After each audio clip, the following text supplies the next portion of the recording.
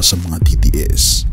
Marami ang manghihina at manlulungo sa balitang ito dahil bad news para kay former President Rodrigo Duterte. Ano ito? Nakakalungkot.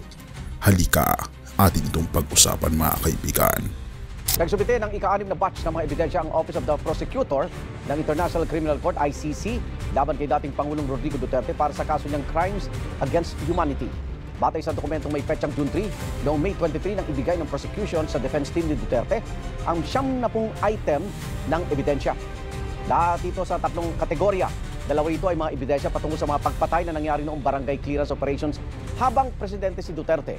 Ang ikatlo naman ay background information bilang contextual element.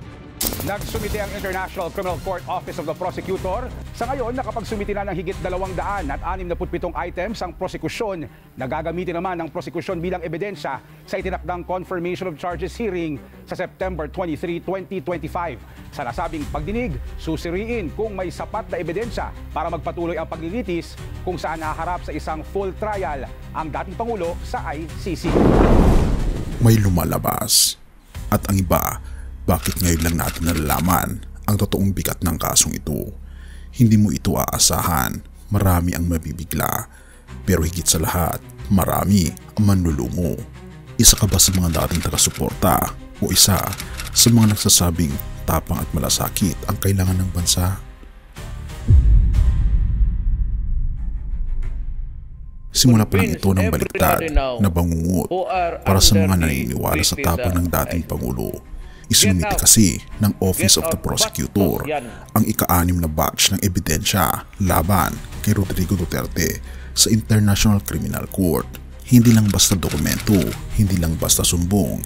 Ang hawak ng ICC ngayon ay 267 na ebidensya ng murder. Oo, 267 na ebidensya para sa kasong murder. Pero teka, bakit ngayon lang lumalabas ito? Kasi 2 beses nang humiling ng extension ang prosecution para saan? Para sa redaksyon, ang pagtakip ng pagkakakilanlan ng mga testigo. Kung wala kang itinatago, kailangan mo pang takpan ang mga pangalan. Pero teka muna, may mas malupit pa. Setyembre 23, 2025 ang araw ng katotohanan. Hindi pa ito trial pero malapit na. Ang mga ebidensya ay hahain para sa Confirmation of Charges hearing. Sa petsang ito, aalamin kung may sapat na basehan para tuluyan ng litisin si Duterte. Kung makumpirma ang mga kaso, magkakaroon ng full trial. Isipin mo yan, isang dating Pangulo, hindi sa Senado, hindi sa Ombudsman, kundi sa The Hague, Netherlands. At oo, nakakulong siya ngayon sa ICC Detention Facility. Pero bakit may dapat ipag-alala ang DDS? Habang ang iba ay tahimik, may mga tanong na gumugulo. Paano siya nahuli? Simple lang, pagkalapag niya sa NAIA mula Hong Kong noong Marso 11, 2025, inaresto siya, walang preskon, walang pa-warning, walang drama. Pero paano siya nanalo bilang mayor? Sa Davao City, siya pa rin ang ibinoto. Pero hanggang ngayon, hindi siya makapanumpa dahil sa kulungan, dahil sa ICC, dahil sa mga ebidensya. At kung hindi siya makakalaya bago ang oath-taking, si Basti Duterte, ang anak niya, ang siyang uupo sa pwesto. Hindi mo ba nakikita ang may domino effect ito sa buong pamilya? 8,565 pages, 30 AV files, 15 oras ng katotohanan. Hindi lang ito tungkol sa dami, ito ay tungkol sa technical na bigat ng kaso. 8,565 pages ng written evidence, 421 na dokumento, 30 audiovisual files, 15 hours and 55 minutes na mga video at recordings. Kabilang dito ang mga barangay clearance operations, background intel at iba pa. Kung ito ay walang laman, bakit kailangan pa ng redaction? Bakit kailangan pa itong paglaanan ng resource ng ICC? Illegal ang pag-aresto, sabi ni Roque. Pero totoo ba? Si Atty. Harry Roque, kilalang tagapagtanggol ni Duterte, ay nagbanta. Dapat raw ay may bayad, €1,000,000 daw ang dapat ibayad ng Netherlands. Sabi niya, illegal ang pag-aresto. Therefore, mag-haain sila ng kaso para humingi ng tanyos. Pero hindi ba't kung talagang walang kasalanan, dapat agad-agad siyang nakalaya? Si Atty. Roque Pangaraw ang magre-rekomenda ng abogado sa Amsterdam. Pero isang tanong, bakit ganito kabigat ang paglilitis? Dahil hindi lang ito simpleng kaso, ito ay crimes against humanity. Hindi isa, hindi dalawa, hindi tatlo, kundi daan-daang buhay ang nakataya sa bawat ebidensyang isinumite.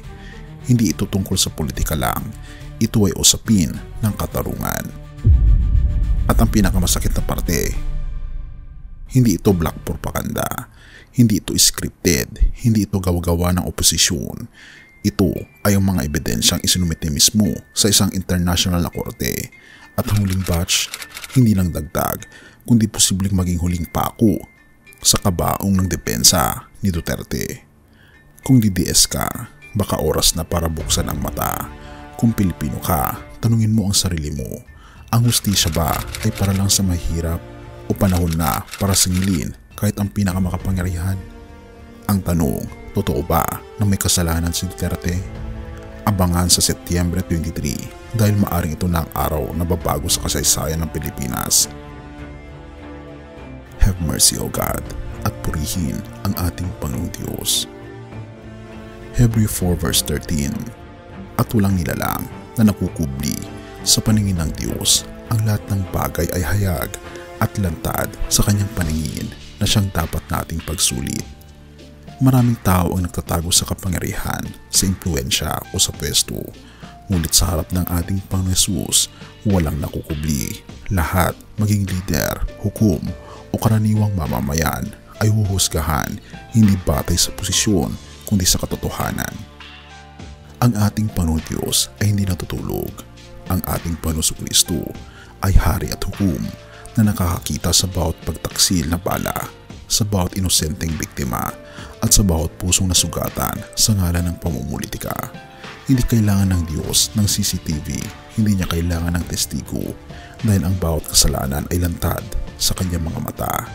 Ngunit ang mabuting balita, ang ating Panginoon Hesus ay hindi lang hukom, siya rin ay tagapagligtas. Kaya bago pa dumating ang huling hatol, may panahon pa upang magsisi, magpakumbaba at lumapit sa kanyang kaibigan.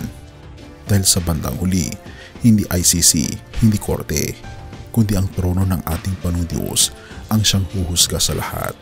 Kaya't habang may panahon pa, kaibigan, lumuhod tayo, hindi sa tao, at humingi ng kapatawaran sa ating mga kasalanan at tumalikod at tanggapin ang kanyang grasya na siyang bukas palad na nagpapatawad sa anumang klase ng kasalanan. Purihin ang ating Panginoong Diyos at tayo manalangin. Ama naming Diyos na makapangyarihan sa lahat, salamat po dahil wala kang hindi nakikita. Salamat sa iyong katarungan, ngunit higit sa lahat, salamat sa iyong habag. Ituwid niyo po ang aming landas, ilantad niyo po ang mga kasamaan at ibalik niyo po ang takot sa aming Panginoon Diyos sa puso ng bawat pinuno ng aming bayan. Pinupuri po namin kayo't pinapasalamatan o aming Panginoon Diyos sa inyo pong kabutihan sa amin at patuloy niyo pong alagaan ang bawat Pilipino, ang dating Pangulong Rodrigo Duterte, ang lahat na nagmamahal sa kanya, ang lahat ng Pilipino at lahat ng mga tao sa mundo. Gabayan niyo po kami, Panginoon, na tumingin sa aming Panginoon Kristo, talikuran ng aming mga pagkakasala at tanggapin ang biyaya at kaligtasan ng aming Panginoon Hesus mula ngayon at magpakailanman, at patubayan po kami at patawarin po kami sa lahat ng aming pagkukulang at pagkakasala, at salamat po sa pagdinig ng aming mga panalangin sapagkat ito po ang aming samutiling sa matamis na pangalan ng aming Panginoon Hesus. Amen. Bago natin ipagpatuloy, kaibigan, siya nga pala ang Great Controversy na isa sa mga pinaka-kontrobersyal na libro dahil tumutukoy ito sa mga propesiya sa libro ng Daniel at Revelation na nagaganap na sa panahon natin ngayon. Bago ang pagdating ng ating Panginoong Diyos ay pinamimigay na namin ng libre sa pamamagitan ng PDF. At ito ay nasa limited lamang na panahon, kaya i-click mo sa description sa baba upang ma-avail mo, kaibigan, ang napaka-importanteng libro ito na magbubukas sa iyo sa mas maliwanag mong hinaharap. Purihin ang ating Panginoong Diyos at tayo magpatuloy.